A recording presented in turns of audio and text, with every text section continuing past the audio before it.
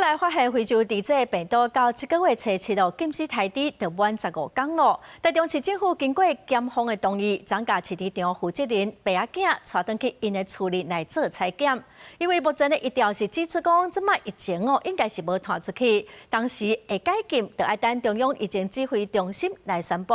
另外，昨伫台中的太平有一只宠物猪肉违法伫街仔路爬走，伊的主人卖互处罚。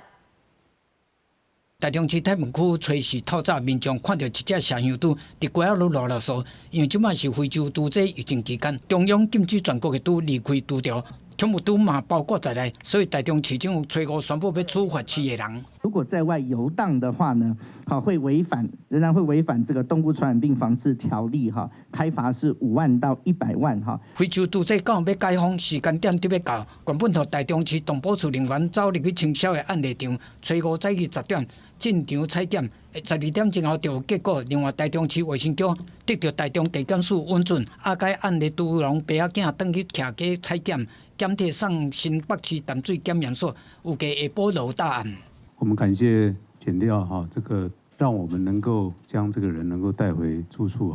然后我们延续上一次的9个点，再做一个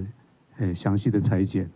然后这个检体呢，在昨天晚上已经连夜送到淡水的动保所了。全国禁运禁毒令初7就要满15天，另外部讲是毋是解禁，要等中央疫情指挥中心宣布。另外，台中市目前324栋猪喷拢无掩埋，市长讲，若猪喷禁饲令延长，会继续提供猪喷车免处理费、司机补贴，各猪农饲料的差额补助。记者综合报道。